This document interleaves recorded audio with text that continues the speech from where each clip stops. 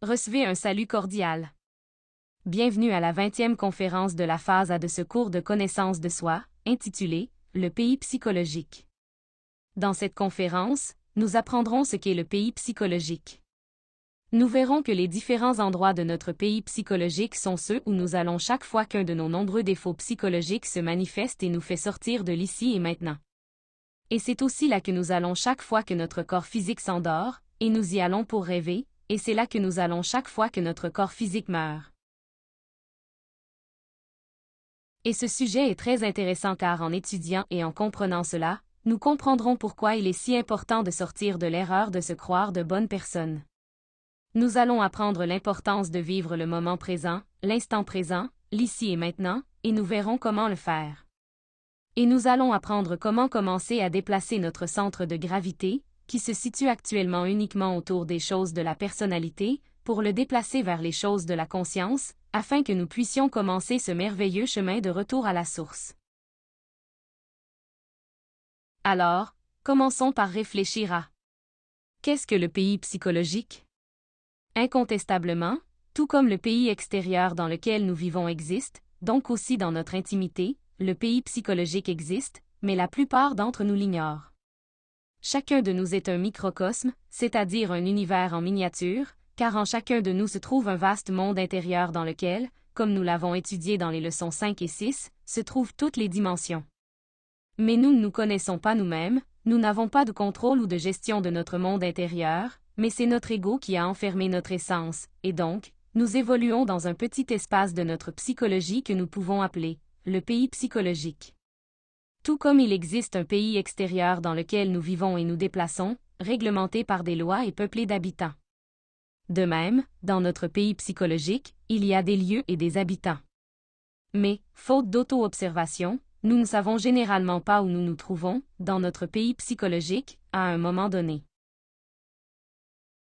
Aucun de nous n'ignore où il vit physiquement. Cependant, la plupart du temps, nous ne connaissons pas le lieu psychologique où nous nous trouvons. Et c'est parce que nous avons consacré toute notre vie au développement et à l'affûtage de nos 5 sens physiques, qui nous permettent de savoir où nous nous trouvons physiquement, et d'être attentifs à toute nouvelle, ou à toute personne ou lieu dangereux autour de nous.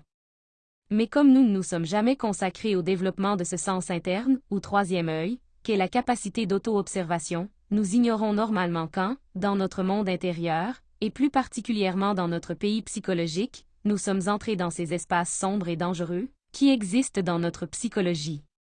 Nous connaissons à tout moment le lieu dans lequel nous nous trouvons physiquement, mais sans même nous douter du lieu du pays psychologique dans lequel nous nous sommes plongés.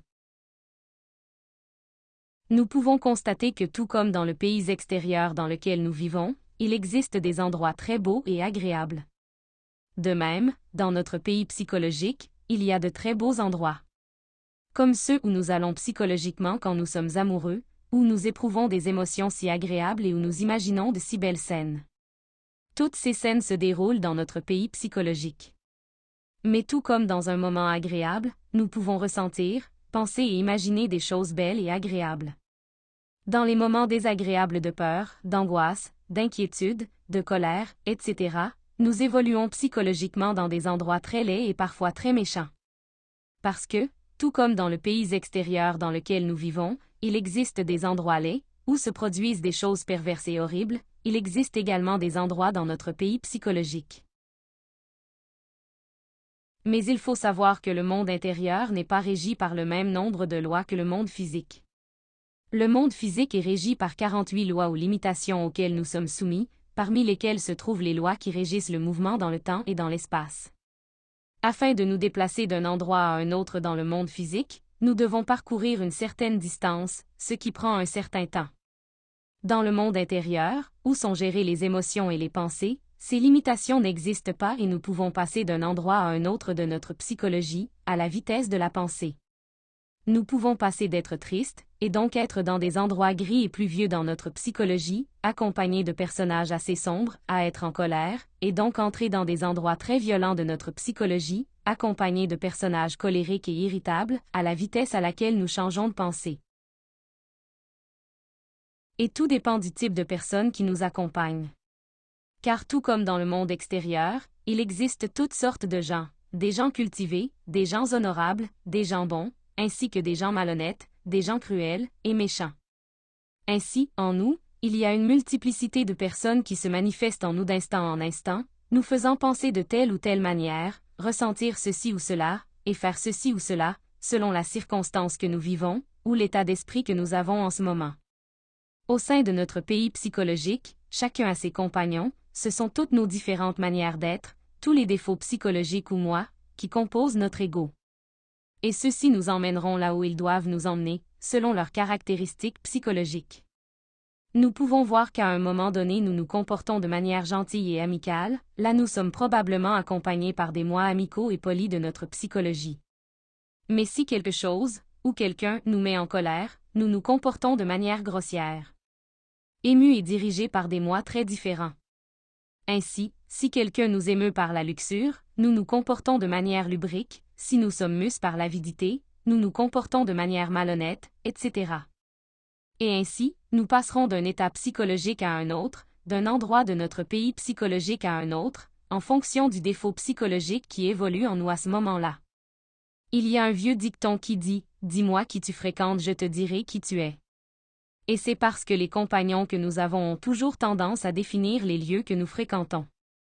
Tout comme si dans le monde physique nous n'avions que des amis ivres, nous aurons tendance à fréquenter les bars. Et si nous avons tendance à passer du temps avec des amis toxicomanes, nous fréquenterons alors des lieux où la drogue est vendue et consommée. Ou si nous sommes apparentés à des gens qui fréquentent les bordels, nous finirons dans des bordels. Ou si nous sortons régulièrement avec des hommes d'affaires, nous nous retrouverons dans des réunions d'affaires. Ou si nous nous réunissons avec des musiciens, nous irons à des concerts, des salles de répétition, etc. De même, en nous-mêmes, les compagnons que nous avons, qui sont nos différents moi, nous emmèneront à différents endroits de notre pays psychologique. Et c'est ce qui nous définit vraiment, ces compagnons internes et ces lieux psychologiques où nous bougeons constamment sont ce qui font de nous ce que nous sommes vraiment, bien souvent quelles que soient nos caractéristiques externes. Parce que nous pouvons voir qu'à l'extérieur nous pouvons projeter une chose, alors qu'à l'intérieur nous sommes quelque chose de totalement différent. Extérieurement, nous pouvons nous situer dans un certain endroit et prétendre être un certain type de personne, tandis que dans notre pays psychologique, nous sommes dans des endroits complètement opposés, pensant, ressentant et désirant d'autres choses. Nous pourrions illustrer cela avec quelques exemples. On pouvait y voir une dame vertueuse, une épouse magnifique, au comportement exemplaire, fidèle, décente, honorable, située physiquement dans une belle demeure. Mais elle pourrait en même temps se trouver dans un repère de prostitution au sein de son pays psychologique, en raison de ses défauts psychologiques lubriques. Parce que toute la journée, elle se laisse emporter par son moi lubrique. Comme lorsqu'elle voit le jardinier, le voisin ou un bel acteur dans le film, et elle imagine toutes sortes de scènes lubriques et ressent toutes sortes d'émotions lubriques. Ou parce qu'elle critique tout le temps une jeune voisine célibataire, qui reçoit fréquemment des visiteurs masculins. Et cette dame, dans son pays psychologique, imagine toutes sortes de scénarios de luxure et de prostitution dans lesquels elle place sa voisine, sans se rendre compte que tout cela se passe dans son propre pays psychologique. Et que ces lieux existent dans son imagination car tous ces défauts qu'elle projette sur sa voisine vivent en elle, alors qu'elle se sent très honorable et pure. Mais on pouvait aussi voir un gentleman, connu pour être impeccablement honnête, très honorable et bon citoyen. On pourrait le retrouver lors d'une réunion d'affaires, bien habillé. Mais dans son pays psychologique, il peut se retrouver dans un repère de voleurs, en raison de son moi voleur, qui se trouve à l'intérieur de son inconscient. Et bien qu'il cherche à paraître très honorable, en interne, il pourrait planifier comment profiter de cette affaire, comment faire mal à l'autre pour qu'il soit promu, quelle stratégie utiliser pour briser la concurrence et conserver le monopole du marché. Et pourquoi pas? Il peut même se retrouver à planifier comment voler la somme d'argent dont il a besoin pour subvenir à un luxe ou à une nécessité. En y réfléchissant, nous pouvons constater que ce que l'on voit à l'extérieur n'est pas toujours compatible avec la réalité intérieure, comme le dit le vieil adage, « Visage nous voyons, cœur nous ignorons ». On pourrait même voir un moine cloîtré dans un monastère, alors qu'à l'intérieur il pourrait être situé dans une colonie d'assassins, d'hommes armés, de voleurs, de toxicomanes, précisément à cause de son moi subconscient, si inconsciemment immergé dans les profondeurs des recoins les plus difficiles de son psychisme. Car même si cela peut paraître incroyable, le crime se cache aussi dans l'encens de la prière. Sous le dôme sacré des sanctuaires les plus divins, le crime revêt le manteau de la sainteté et de la parole sublime. L'extérieur n'est qu'une façade, ce que nous portons intérieurement, dans notre psychologie, est ce qui nous définit véritablement. Et si nous voulons vraiment éveiller notre conscience, nous devons d'abord comprendre qui vit dans notre pays psychologique et dans quels endroits intérieurs sombres ils nous maintiennent piégés. Parfois, on voit des cas de gens qui sont considérés comme de très bonnes personnes, qui, d'un moment à l'autre, il s'avère qu'ils ont tué quelqu'un, il s'avère qu'ils ont violé leur fille, ou tout à coup on découvre qu'ils volaient. Et ainsi de suite. Ce qui se passe, c'est que nous ne nous connaissons pas vraiment et que nous ne voulons pas affronter notre propre perversité. Nous voulons croire que nous sommes de bonnes personnes, même si cela signifie vivre dans l'auto-illusion. Mais face à une situation difficile, nous réagissons mal et commettons une erreur. Et qu'est-ce qu'on a tendance à faire après ça? Nous blâmons les circonstances, ou d'autres personnes, mais nous ne voyons pas ce qui bouge toujours en nous. Nous n'observons pas nos propres défauts psychologiques, vivant en nous, qui sont ceux qui nous animent, et qui, si nous ne nous observons pas nous-mêmes et si nous ne les éliminons pas par la mort psychologique, tôt ou tard, et dans de bonnes circonstances, ils nous amèneront à commettre toutes sortes d'erreurs que nous ne ferons que regretter plus tard. Et pire encore, ils ne nous permettront jamais d'éveiller notre conscience, puisque toutes ces manières d'être négatives que nous portons à l'intérieur sont celles qui piègent notre conscience.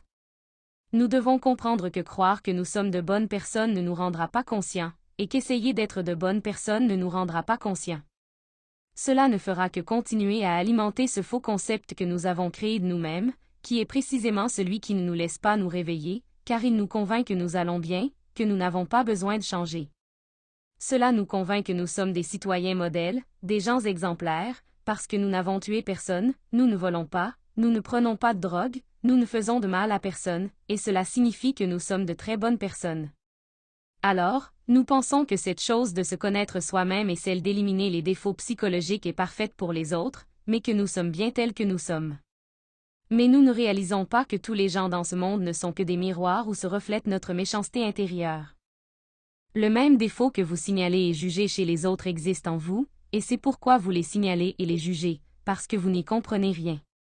Seulement lorsque nous osons voir et reconnaître que nous ne sommes pas aussi bons que nous le pensons, ni aussi honorables que nous voulons le paraître, et plutôt nous osons nous observer tels que nous sommes et faire face à nos propres ténèbres, faire face à tous les moi psychologiques qui se manifestent constamment dans notre esprit, dans notre imagination, dans nos émotions, dans notre instinct et dans notre sexe.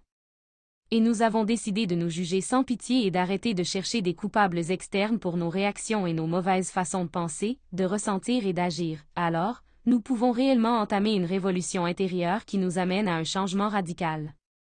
Une révolution intérieure qui met en lumière les ténèbres qui existent dans notre pays psychologique. C'est pourquoi on dit qu'il y a beaucoup de vertus chez les méchants et beaucoup de méchanceté chez les vertueux. Parce que celui qui est une mauvaise personne et qui accepte sa méchanceté est au moins honnête avec lui-même et a de bien meilleures chances de changer, parce qu'il comprend qu'il a touché le fond, parce qu'il se reconnaît comme un pervers. D'un autre côté, celui qui pense qu'il est une très bonne personne, avec tant de méchanceté cachée en lui, ne changera jamais, car il est convaincu qu'il n'en a pas besoin. Et il continuera à errer dans son pays psychologique là où ses défauts veulent l'emmener, même dans les endroits les plus méchants, les plus pervers et les plus sombres. Alors, comment arrêter d'errer dans tous les lieux psychologiques où nos défauts veulent nous emmener? Apprendre à vivre l'instant présent, en pratiquant la mort psychologique à tout moment. Nous devons apprendre à reconnaître à chaque fois qu'un défaut psychologique nous fait sortir de l'ici et maintenant, pour nous emmener vers un autre lieu psychologique, et vers un autre moment psychologique. Le seul endroit et moment où notre conscience peut se manifester est ici et maintenant. Notre place physique et notre place psychologique doivent toujours être la même, ici et maintenant, être conscients de nous-mêmes. Nous devons nous efforcer de continuer à vivre le moment présent. Et chaque fois qu'un ego dans l'esprit, par exemple, vous amène à rêver dans le passé ou à vous inquiéter pour l'avenir, vous devez prendre conscience qu'il vous fait sortir du moment présent. Chaque fois que tu fantasmes, chaque fois que vous laissez votre conscience s'endormir en fantasmant n'importe quelle sorte de choses, vous devez prendre conscience qu'un défaut psychologique vous a fait sortir du moment présent vers un autre endroit de votre pays psychologique, et vous devez y revenir. Et chaque fois que vous êtes identifié à l'un de vos défauts et que vous êtes sur le point de commencer à réagir ou que vous l'avez déjà fait, vous devez prendre conscience du défaut qui vous a enlevé votre conscience et qui vous a entraîné dans un antre psychologique. Grâce à l'auto-observation d'instant en instant, nous pouvons découvrir chacun de ces lieux et grottes psychologiques où notre moi psychologique veut nous emmener. Soyez attentifs et observez. Où m'a-t-il emmené psychologiquement ce défaut de colère, de ressentiment, d'intolérance que je ressens? Vers quel repère de luxure cette pensée morbide, lascive et adultère veut-elle m'emmener? Dans quelle grotte sombre de mon monde intérieur vais-je torturer cette personne que je critique, juge et montre du doigt? Et chaque ego que vous parvenez à découvrir, vous allez le juger, jusqu'à vous rendre compte que c'est un défaut psychologique, et qu'il doit mourir. Et puis, vous allez faire appel à cette force de votre conscience qui a le pouvoir de vous transformer, qui est votre mère divine particulière, et vous lui demandez mentalement, « Mère divine, éliminez de moi ce défaut. » Vous demandez l'élimination de chaque défaut que vous découvrez à chaque instant. Et vous verrez comment au sein de votre monde intérieur, dans votre pays psychologique, une véritable transformation va s'opérer. Et aussi dans le monde astral, qui est ce monde de rêve que nous visitons chaque fois que nous nous endormons, nous allons expérimenter la transformation de ce pays psychologique. Si avant tout n'était que ténèbres et inconscience. Si nous allions tout le temps dans le monde des rêves pour vivre toutes sortes de choses sombres, sans avoir la moindre conscience d'être hors du corps, maintenant nous connaîtrons les changements. Si vous vous efforcez constamment d'être éveillé pendant la journée, en éliminant tous les défauts qui tentent de vous sortir de l'ici et maintenant. Cela commencera à se refléter dans le fait que vous serez en mesure d'acquérir de plus en plus de conscience dans le plan astral et que vous développerez la capacité de réaliser que vous n'êtes pas dans le plan physique, mais dans le plan astral. Si par exemple, vous vous surprenez à rêver dans un endroit qui est censé être votre maison mais qui ne l'est pas, vous aurez la conscience de dire « Non. Ce n'est pas ma maison. C'est un rêve. » Et ainsi, vous connaître consciemment dans le monde astral. Il est urgent de commencer à travailler sur nous-mêmes, à pratiquer, pour que nous commencions à nous réveiller. Au fil du temps, on a beaucoup spéculé sur l'endroit où nous allons après notre mort. Et la réponse à cette question est plus précise et plus claire que nous ne le pensons. Quand nous mourrons, nous allons dans notre pays psychologique. Comme chaque nuit, lorsque nous nous endormons, notre âme quitte le corps physique pour se recharger par le corps vital. Et notre âme va vers ce monde intérieur, pour vivre des expériences dans ce pays psychologique, mais elle devient complètement inconsciente, endormie, emportée vers n'importe quelle partie de notre psychologie par l'un de nos multiples défauts psychologiques. Et nous ne sommes pas capables de réaliser que nous rêvons, aussi absurde que soit l'expérience, nous ne réalisons pas que nous sommes dans le plan astral. De même, lorsque le corps physique meurt, notre âme passera également à cette autre dimension, à la différence que la corde d'argent, qui est la corde qui maintient le corps physique et l'âme ensemble, et qui nous permet de retourner dans notre corps lorsque nous nous réveillons, sera maintenant coupée par l'ange de la mort. Et nous resterons là, dans notre inconscience, répétant les mêmes actions, projetant tous les désirs de notre esprit et de nos émotions, sans avoir aucun contrôle sur nous, et étant portés d'un état à un autre par des lois mécaniques. Après la mort, chacun continue de vivre dans la même place psychologique que toujours. Le voleur dans l'antre des voleurs continuera. Les débauchés, dans le bordel, continueront. Tel un fantôme de mauvais augure, les colériques, les furieux, continueront à vivre dans les ruelles dangereuses du vice et de la colère. Jusqu'à ce qu'en raison d'une loi mécanique, qui est la loi du retour, ils doivent retourner dans un autre corps physique, s'ils ont encore droit à une autre existence en tant qu'humains, ou retourner dans un autre règne de la nature, s'ils ont déjà épuisé leurs existences comme humains. Mais nous devons nous rappeler que l'essence même, ce que nous sommes réellement, est très belle. Cela vient d'en haut, des étoiles, et malheureusement cela est ancré dans tous ces égos que nous portons en nous. L'essence peut retracer le chemin, revenir au point de départ originel, retourner aux étoiles, mais il faut d'abord la libérer des mauvais compagnons qui la maintiennent enfermée dans les faubourgs de la perdition. Nous devons libérer chacune des portions de notre conscience emprisonnée dans chacun de nos défauts. Si nous éveillons la conscience, si nous éliminons chacun de ces moi qui nous font rêver et ne nous permettent pas de nous réveiller, lorsque viendra le temps de la mort du corps physique, nous passerons dans cette autre dimension en pleine conscience. Et nous pouvons simplement décider quoi faire, où aller et quelles mesures prendre pour continuer à progresser dans notre développement spirituel. Si nous parvenons à être conscients au quotidien, nous aurons la conscience dans l'astral. et nous aurons conscience après la mort. Mais rappelons que l'idée n'est pas de mourir physiquement, mais de se libérer de la mort par la mort psychologique et d'accéder à la vie éternelle en développant pleinement notre essence, puisqu'elle est immortelle. Pour y parvenir, il est urgent de transférer à l'essence notre centre magnétique, que nous avons établi anormalement dans notre fausse personnalité.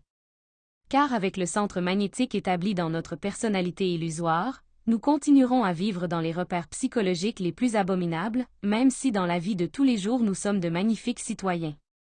Nous devons prendre conscience des choses dans lesquelles nous avons notre centre magnétique. Par exemple, un vendeur aura son centre de gravité tourné autour de ses ventes, de ses clients, de ses profits et de ses pertes. Un musicien l'aura à ses concerts, à ses répétitions et à ses fans. Une femme au foyer aura son centre de gravité à la maison, faire le ménage, s'occuper de ses enfants et de son mari. Un avocat dans ses procès et ses clients. Quel est votre centre de gravité actuel?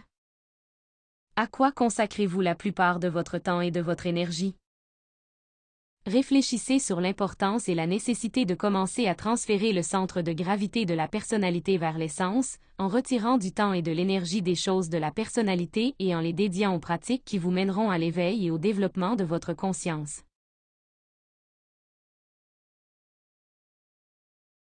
Lorsque le centre magnétique s'établit dans la conscience, c'est-à-dire dans l'essence, alors commence le retour de l'homme total vers les étoiles.